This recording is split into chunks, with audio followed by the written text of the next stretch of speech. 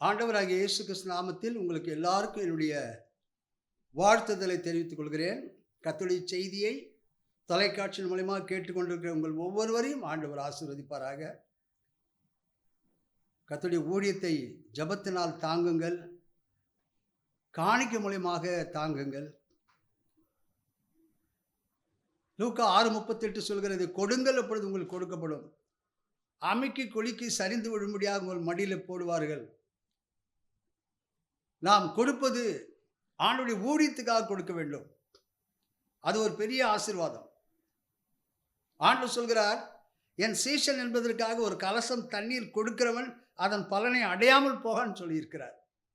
ஒரு டம்ளர் தண்ணி கொடுத்தா கூட அதுக்கு ஆசீர்வாதம் இருக்குது. ஆதலால் காணிக்கை நீங்கள் எவ்வளவு கொடுக்கிறீர்கள் என்பது முக்கியமல்ல. உள்ளன்போடு எதை செய்தாலும் ஆண்டவர் அதை ஆசீர்வதிப்பார். உங்களால் முடிந்த உதவிகளை என்னுடைய கோகுல் நம்பர் வருகிறது தொலைக்காட்சியில், அதை குறித்து வைத்துக்கொண்டு தொலைக்காட்சி ஊழியத்துக்கு உதவி செய்யுங்கள். கர்த்தர் உங்கள் ஒவ்வொருவரையும் ஆசீர்வதிப்பாராக. ஆமென். இப்பொழுது ஆண்டவருடைய செய்திக்கு நாம் கடந்து செல்வோம். அருமையான தேவ ஜனமே, ஆண்டவராகிய இயேசு கிறிஸ்து அவர் கல்லறையிலிருந்து 3வது நாள் உயிர்த்தெழுந்தார். பிரியமானவர்களே, அவர் உயிர்த்தெழுந்து பரலோகத்துக்கு செல்வதற்கு முன்பு 5 ஊர்களிலே அவர் தன்னை வெளிப்படுத்தினார் என்று சொல்லி வேதத்தில் பார்க்கிறோம். கலிலேயா, எம்மாவூர், எருசலம், திபோரியா கடற்கரை, பெத்தானியா, இந்த 5 ஊர்களிலும் உயிர்த்தெழுந்த ஆண்டவர் தம்மை பின்பற்றின சீஷர்களுக்கு அவர் வெளிப்படுத்தினார். பிரியமானவர்களே, இந்த 5 ஊர்களிலும் ஆண்டவர் சென்று தன்னை வெளிப்படுத்தினதுக்கு காரணம் என்ன, அதில் அடங்கியிருக்கிற சத்தியம் என்ன, அதை நாம் தியானிக்கும் போது அது நமக்கு மிகவும் பிரயோஜனமாக இருக்கும். பிரியமானவர்களே,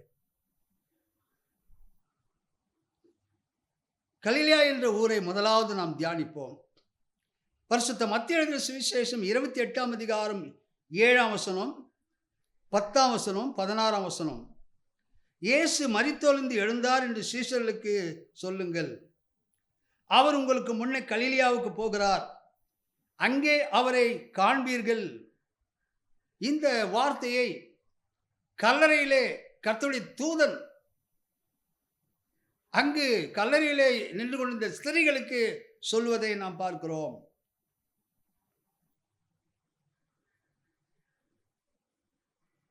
இயேசுவின் சிலுவை மரணம், இயேசுவின் அடக்கம், இயேசுவின் உயிர்த்தெழுதல்,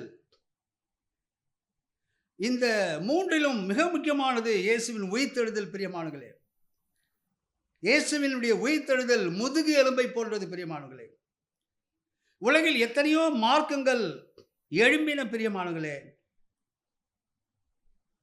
அந்த மார்க்கமெல்லாம் தோல்வி அடைந்து விட்டது. காரணம், இந்த மூன்றும் அங்கே இல்லை. இயேசுவின் மார்க்கம் அடக்கம் பண்ணப்பட்ட மார்க்கம் அல்ல, உயிர்த்தெழுந்த மார்க்கம். ஆமென், அல்லேலூயா. ஏசாயா தீர்க்கதரிசியின் புஸ்தகம் 9ஆம் அதிகாரம் 1ஆம் வசனத்திலே ஒரு தீர்க்கதரிசன வார்த்தையை நாம் பார்க்கிறோம். பிற்காலத்தில் கலிலேயா மகிமைப்படும் என்று எழுதப்பட்டுள்ளது.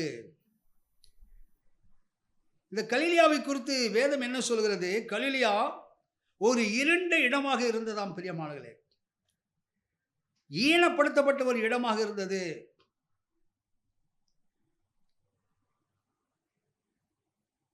நாம் தான் கலிலேயர். பிரியமானவர்களே, நாம் ஒரு காலத்தில் இருளிலே இருந்தோம், ஈனப்படுத்தப்படுவர்களாக வாழ்ந்தோம். கிறிஸ்து நம்முடைய வாழ்க்கையில் நுழையாவிட்டால் நாம் இருளான வாழ்க்கை மாறி இருக்காது. அல்லேலூயா. எபேசியர் புஸ்தகத்தில் நாம் வாசிக்கிறோம் 2ஆம் அதிகாரத்தில், முற்காலத்தில் நாம் அந்தகாரத்தில் வாழ்ந்தோம், முற்காலத்தில் நமது மாம்ச இச்சையின்படியே நடந்து நமது மாம்சமும் மனசும் விரும்பினவர்களை செய்து சுவாபத்தினாலே கோபாக்கினின் பிள்ளைகளாக வாழ்ந்தோம். பிரியமானங்களே, மனம் போன போக்கிலே வாழ்ந்து கொண்டிருந்தோம். உயிர்த்தெழுந்த இயேசு கலிலியாவுக்கு சென்றதன் மூலமாக அந்த இருளான சூழ்நிலையை ஆண்டவர் வெளிச்சமுள்ள இடமாக மாற்றினார். ஆமென், அல்லேலூயா. ஆண்டவருடைய வார்த்தையை கேட்டுக்கொண்டிருக்க உங்களுடைய வாழ்க்கையில கலிலியாவை போல இருளான வாழ்க்கை சூழ்ந்திருக்கிறதா? ஆண்டவர் உங்களுடைய இருளான வாழ்க்கையை வெளிச்சமுள்ள வாழ்க்கையாக மாற்றுவார். பிரியமானவர்களே, லூக்கா எழுதின சுவிசேஷம் 24ஆம் அதிகாரம் 13ஆம் வசனத்தையும் 14ஆம் வசனத்தையும் நான் வாசிக்கின்றேன்.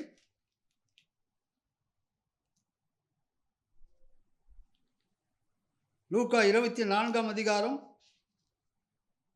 13 முதல் 13 முதல். அன்றைய தினம் அவர்களில் 2 பேர் எருசலேமுக்கு 7 அல்லது 8 மைல் தூரமான எம்மாவு என்னும் கிராமத்துக்கு போனார்கள். போகையில் இந்த வர்த்தமானங்கள் எல்லாம் யாவையும் குறித்து அவர்கள் ஒருவரோடு ஒருவர் பேசிக் கொண்டார்கள். இப்படி அவர்கள் பேசி சம்பாதித்துக் கொண்டிருக்கையில் இயேசு தாமே சேர்ந்து அவர்களுடனே நடந்து போனார். ஆனாலும் அவரை அறியாதபடிக்கு அவருடைய கண்கள் மறைக்கப்பட்டிருந்தது. ஆமென், அல்லேலூயா. சீஷர்கள் எம்மாவுக்கு சென்று கொண்டிருக்கிறார். பிரியமானவர்களே, இயேசு அவர்களோடு கூட நடந்துதான் போய் கொண்டிருக்கிறார். ஆனாலும் கூட வேதம் சொல்கிறது இயேசுவை அவர்கள் அறியவில்லையா, அவருடைய கண்கள் மறைக்கப்பட்டிருந்தது என்று சொல்லி வேதத்தில் வாசிக்கிறோம். ஆனால் உயிர்த்தெழுந்த ஆண்டவர் எம்மாவூருக்கு சென்ற சீஷருடைய கண்களை திறந்தார். ஆமென், அல்லேலூயா. தம்மை அறிந்து கொள்ள முடியாத கிருபையை ஆண்டவர் அவர்கள் கொடுத்தார். ரோமர் 11ஆம் அதிகாரம் 8ஆம் வசனத்தை வாசித்து பாருங்கள். கனநித்திரையின் ஆவியும் காணாதிருக்கிற கண்களையும் கேளாதிருக்கிற காதுகளையும் தேவன் அவர்களுக்கு கொடுத்தார் என்று எழுதியிருக்கிறபடி சீஷர்கள் கண்கள் இருந்தும் இருளடைந்திருந்ததால் உயிர்த்தெழுந்த இயேசுவை அவர்களால் அறிய முடியவில்லை. ஆமென், அல்லேலூயா. லூக்கா 24ஆம் அதிகாரம் 17ஆம் வசனத்தை வாசித்து பாருங்கள். அவர் இஸ்ரவேலை மீட்டு ரட்சிப்பார் என்று நாங்கள் நம்பியிருந்தோம் என்று அவர்கள் சொல்வதை நாம் பார்க்கிறோம். இந்த வார்த்தை எதை குறிக்கிறது? பிரியமானவர்களே, அவன் நம்பிக்கையோடு கூட அவர்கள் பேசுவதை நாம் பார்க்கிறோம். நம்பிக்கை இல்லாமல் சீஷர்கள் எம்மாவூருக்கு போய் கொண்டிருக்கிறார்கள்.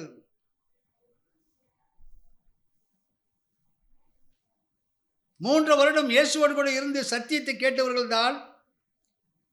ஆனால் கூட ஆண்டவர் அவர்களோடு உயிரோடு இருக்கும்போது சொன்னார், உயிர்த்தெழுவதற்கு முன்பதாக சொன்னது என்னவென்றால், என்னை சிலுவையில் அறைவார்கள், கல்லறையிலே வைக்கப்படுவேன், 3வது நாள் உயிர்த்தெழுவேன் என்று சொன்ன அந்த சத்தியத்தை சீஷர்கள் அறியவில்லை. பிரியமானவர்களே, சத்தியத்தை கேட்டும் அவன் நம்பிக்கையோடு கூட வாழ்கின்ற சீஷர்கள். ஆமென்.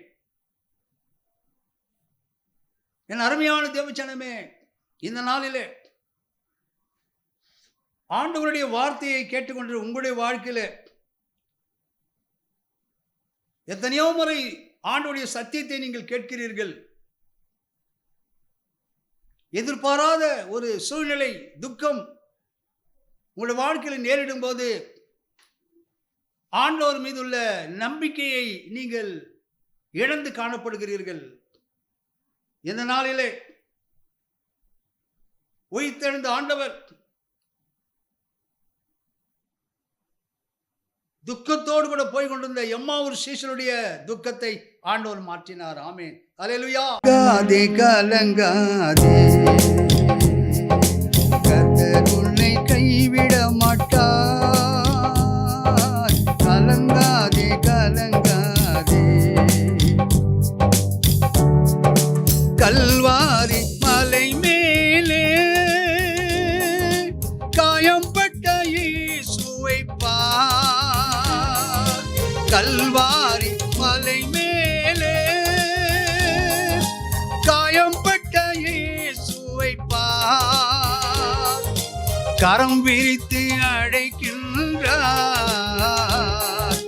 கரம் விரித்து அழைக்கின்றார். நீ கண்ணீரோட ஓடியே வா, நீ கண்ணீரோட ஓடியே வா. கலங்காதே கலங்காதே, கர்த்தர் உன்னை கைவிட மாட்டார். கலங்காதே கலங்காதே. காலமெல்லாம் உடன் இருந்து கரம் பிடித்து நடத்தி செல்வார். காலமெல்லாம் உடன் இருந்து கரம் பிடித்து நடத்தி செல்வார்.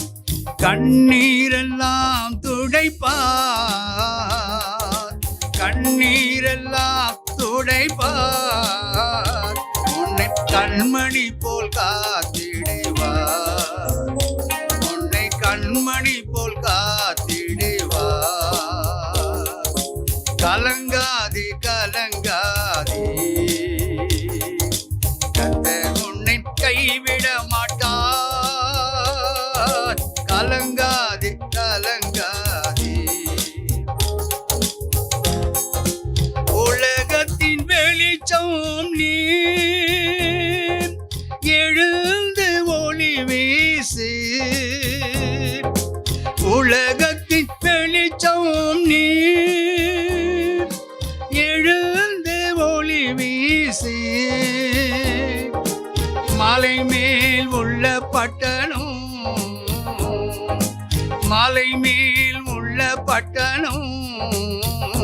நீ மறைவாக இருக்காதே, நீ மறைவாக இருக்காதே. கலங்காதே கலங்காதே, கர்த்தர் உன்னை கைவிட மாட்டார். கலங்காதே கலங்காதே. உன் நோய்கள் சுமந்து கொண்டார், உன் பிணிகள் ஏற்றி கொண்டார். உன் நோய்கள் சுமந்து கொண்டார், உன் பிணிகள் ஏற்றி கொண்டார். நீ சுமக்க தேவையில்லை, நீ சுமக்க தேவையில்லை. நீ விசுவாசி அது போதும், நீ விசுவாசி அது போதும்.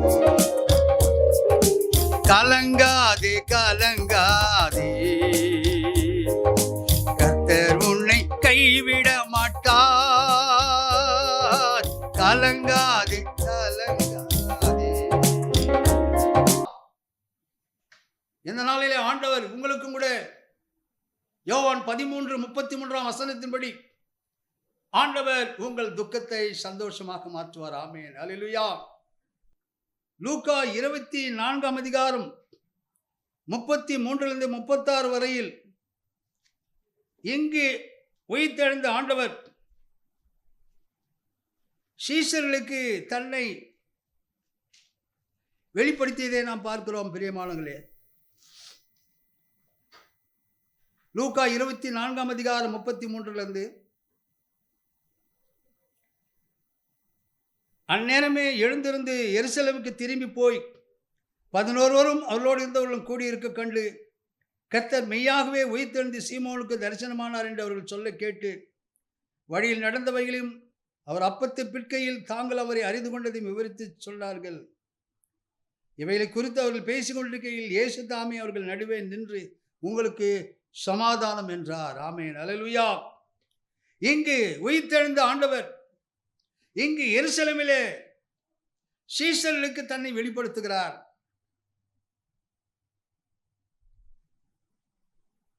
சீஷர்களை பார்த்து பயத்தோடு நடுக்கத்தோடு கூட இருந்த சீஷர்களுக்கு அவர் சொல்கிற ஒரு வார்த்தை என்னவென்று சொன்னால், உங்களுக்கு சமாதானம் என்று சொல்வதை நாம் பார்க்கிறோம். அருமையான தேவச்சனமே, உயிர்த்தெழுந்த ஆண்டவர் நமக்கு சமாதானத்தை கொடுக்கிற தெய்வமாக இருக்கிறார். பிரியமானவர்களே, லேவியராகவும் 26ஆம் அதிகாரம் 6ஆம் வசனத்தை வாசித்து பாருங்கள். ஆண்டவர் இங்கு ஒரு வாக்கு கொடுக்கிறார். தேசத்திலே சமாதானத்தை நான் கட்டளையிடுவேன், தத்தளிக்க பண்ணுவார் இல்லாமல் படுத்துக்கொள்வீர்கள் என்று சொல்லி ஆண்டவர் ஒரு வாக்கு கொடுப்பதை நாம் பார்க்கிறோம்.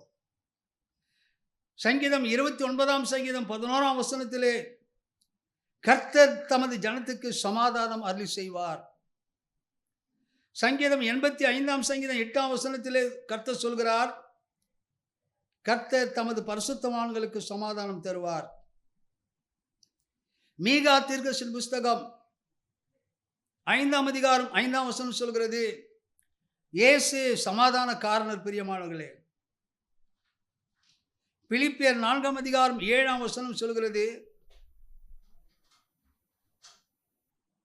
எல்லா புத்திக்கும் மேலான சமாதானத்தை இயேசு தருகிற தெய்வமாக இருக்கிறார். ஆண்டவராகிய இயேசு கிறிஸ்து, உயிர்த்தெழுந்த இயேசு கிறிஸ்து நமக்கு சமாதானத்தை கொடுக்கிற தெய்வமாக இருக்கிறார். இந்த நாளிலே ஆண்டவருடைய வார்த்தையை கேட்டுக்கொண்டிருக்கிற உங்களுடைய வாழ்க்கையில் சமாதானத்தை இழந்து காணப்படுகிறீர்களா? ஆண்டவர் உங்களோடு கூட பேசுகிறார். ஆண்டவர் சொல்கிறார், நான் கொடுக்கிற சமாதானம் உலகம் கொடுக்கிற சமாதானம் அல்ல என்று சொல்லி ஆண்டவர் சொல்வதை நாம் பார்க்கிறோம். உயிர்த்தெழுந்த ஆண்டவர் உங்களுக்கு சமாதானத்தை தருவார்.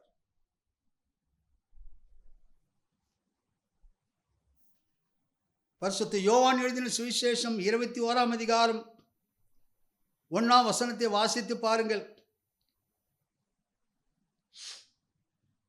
இங்கு இயேசு, உயிர்த்தெழுந்த இயேசு சீஷர்களுக்கு திபோரியா கடற்கரையில் தன்னை வெளிப்படுத்தினார்.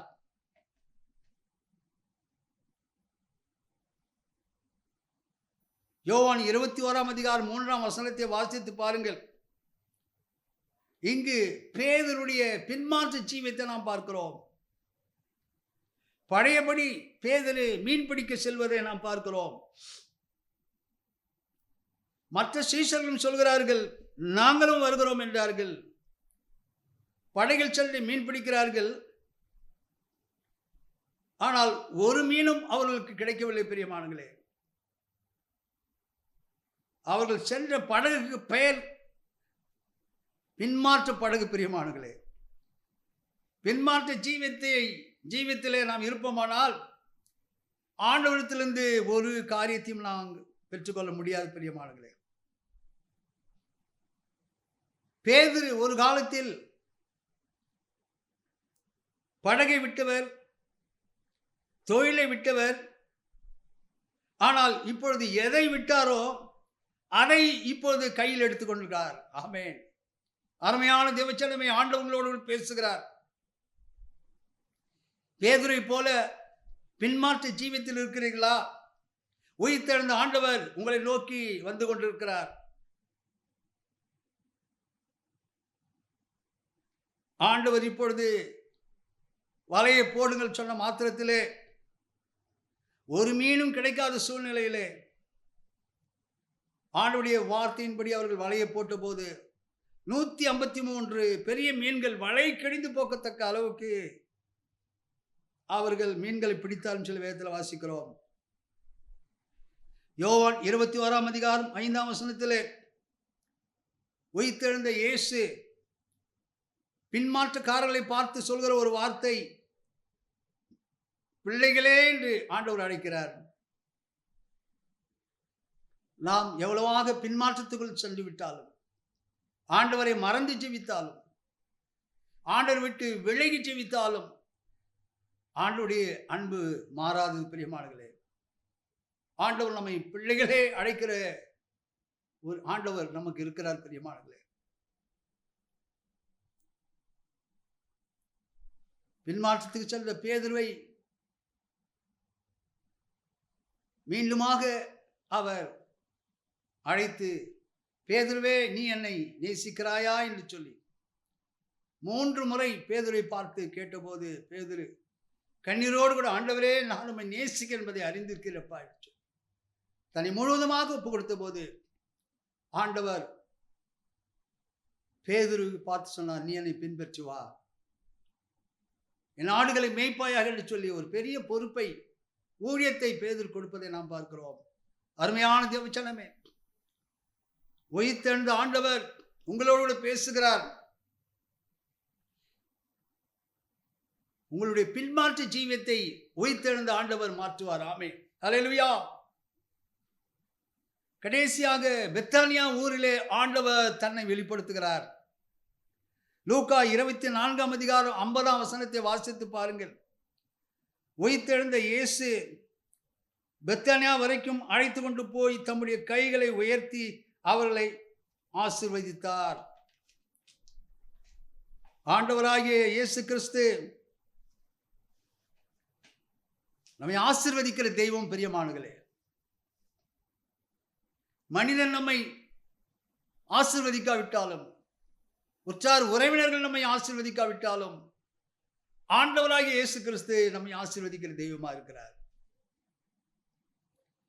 லேவியராகும் 9 அதிகாரம் 22 வசனத்திலே வாசிக்கிறோம், ஆரோன் ஜனங்களுக்கு நேராக தன் கைகளை உயர்த்தி அவர்களை ஆசீர்வதித்தார்.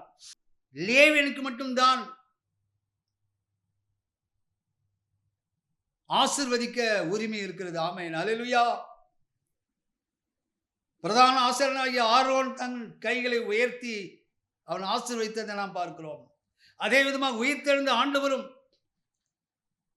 பெத்தானியாவில் சீஷர்களை கண்டபோது தன் கைகளை உயர்த்தி அவர்களை ஆசீர்வதித்தார். ஆமென், அல்லேலூயா. இந்த நாளிலே என்னை யாரும் ஆசீர்வதிக்கவில்லையே என்று சொல்லி கலங்கி கொண்டிருக்கிறாயா? உயிர்த்தெழுந்த ஆண்டவர் இந்த நாளிலே ஆண்டவர் உங்களை ஆசீர்வதிக்க கடந்து வந்திருக்கிறார்.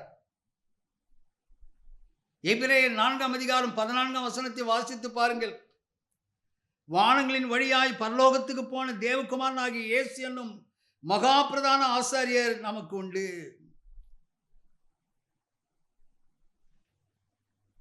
அநேகர் சொல்கின்ற காரியம், ஐயா இந்த ஊழியர் என்னை ஆசீர்வதிக்கவில்லையே, அந்த ஊழியர் ஆசீர்வதிக்கவில்லையே என்று கவலையோடு கூட சொல்வதை நான் கேட்டிருக்கிறேன். அருமையான தேவஜனமே, நம்மை ஆசீர்வதிக்கிற தெய்வம் ஒருவர் உண்டு. அவர் பட்சபாதமற்றவர். அந்த இயேசு வெளிப்படுத்தல் 1:18 சொல்கிறார், மரித்தேன் ஆனாலும் இதோ சதா காலங்களிலும் நான் உயிரோடு கூட இருக்கேன்னு சொல்லி ஆண்டவர் சொல்கிறார். உயிர்த்தெழுந்த ஆண்டவர் உங்களை ஆசீர்வதிப்பார். அப்போஸ்தலர் நடவடிக்கைகள் 3:26 வாசித்து பாருங்கள். அவர் உங்கள் எல்லாரையும் உங்கள் பொல்லாத விலைக்கு உங்களை ஆசீர்வதிக்கும்படி தேவன் தம்முடைய பிள்ளையாகிய இயேசுவை எழுப்பி முதலாவது உங்களிடத்திற்கே அனுப்பினார் என்று சொல்லி வேதத்தில் வாசிக்கிறோம். அருமையான தேவச்சலமே, ஆண்டவர் நம்மை ஆசீர்வதிக்கிற தெய்வம். ஆதியாகமம் 24 அதிகாரம் 1 வசனத்தை வாசித்து பாருங்கள். கர்த்தர் ஆபிரகாமை சகல விதத்திலும் ஆபிரகாமை ஆசீர்வதித்தார். யாத்திராகமம் 23:25 வாசித்து பாருங்கள். கர்த்தர் உன் அப்பத்தையும் தண்ணீரையும் ஆசீர்வதிப்பார். சங்கீதம் 134 சங்கீதம் 3 வசனத்தை வாசித்து பாருங்கள். கர்த்தர் சீயோனிலிருந்து உங்களை ஆசீர்வதிப்பார். எபேசியர் 1 அதிகாரம் 3 வசனம் சொல்கிறது, ஆவிக்குரிய சகல ஆசீர்வாதத்தினாலும் ஆண்டவர் நம்மை ஆசீர்வதிப்பார். அருமையான தேவச்சனமே, ஆண்டவருடைய வார்த்தையை கேட்டுக்கொண்டிருக்க உங்களுடைய வாழ்க்கையிலே வறுமையான சூழ்நிலையில் கடந்து போகிறீர்களா? கடன் பிரச்சனையில் சிக்கிக் கொண்டிருக்கிறீர்களா? என் வாழ்க்கை இன்னும் ஆசீர்வதிக்கப்படவில்லை சொல்லி கவலையோடு கூட ஆண்டவருடைய வார்த்தையை கேட்டுக்கொண்டிருக்க என் அன்பு தேவஜனமே, உயிர்த்தெழுந்த ஆண்டவர் உங்கள் வறுமையை போக்கி உங்களை ஆசீர்வதிப்பார். நாம் கண்களை மூடி ஆண்டவரை நோக்கி நாம் ஜெபம் செய்வோம்.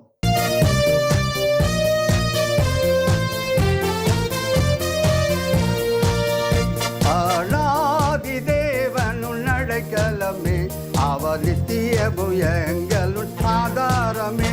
ஆனாதி தேவனுள் அடைக்கலமே, அவர் நித்தியமு எங்களுள் ஆதாரமே. இந்த தேவன் என்றென்றும் உள்ள சதா காலமும் நமது தேவன், மரண பரியந்தம் நம்மை நடத்திடுவார். ஆனாதி தேவனுள் அடைக்கலமே, அவர் நித்தியமு எங்களுள் ஆதாரமே. காருண்யத்தாலே எடுத்து கொண்டார் தூய தேவல்வே, வனாந்திரத்தில் நயம் காட்டி உன்னை இனிதாய் வருந்தி அழைத்தார். இந்த தேவன் என்றென்றும் உள்ள சதா காலமும் நமது தேவன், மரண பரியந்தம் நம்மை நடத்திடுவார். ஆனாதி தேவனுள் அடைக்கலமே, அவர் நித்தியமு எங்களுள் ஆதாரமே. கானக பாதை காரிருளில் தூய தேவ ஒளியே, அழுகை நிறைந்த பள்ளத்தாக்குகளை அரும் நீருட்டாய் மாற்றினரே.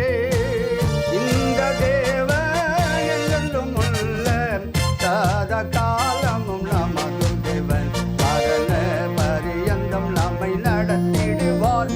ஆனாதி தேவனுள் அடைக்கலமே, அவர் நித்தியமு எங்களுள் ஆதாரமே.